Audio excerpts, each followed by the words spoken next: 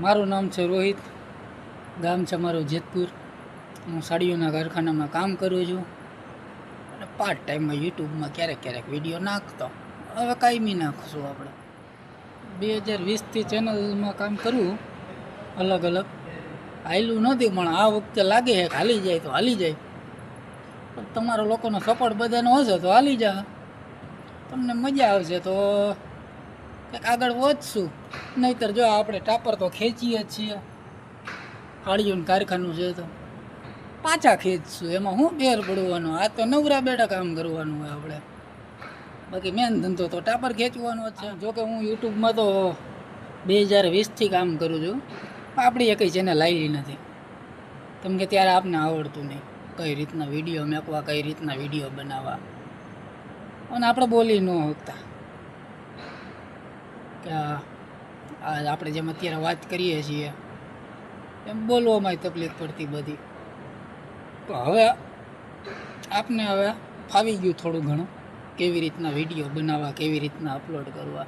તો બસ આપણે આ ચાલુ કરી દીધું હવે કે હવે આપણે વિડીયો બનાવવા. બધાને યુટ્યુબમાં વિડીયો બનાવવામાં શરમ આવતી હોય છે કે અગાવાલા શું કહે ને બધા શું કહે, આમ તેમ બધા દાંત કાઢશે. અરે એ લોકોનું ટેન્શન ન લેવાનું હોય. બધા જોશે જ્યારે જેબમાં મની હશે ને એટલે બધા તારે. હવે તમારા બધાનો પ્રશ્ન હશે કે આપણે યુટ્યુબમાં હું વિડીયો બનાવીને કરીશું.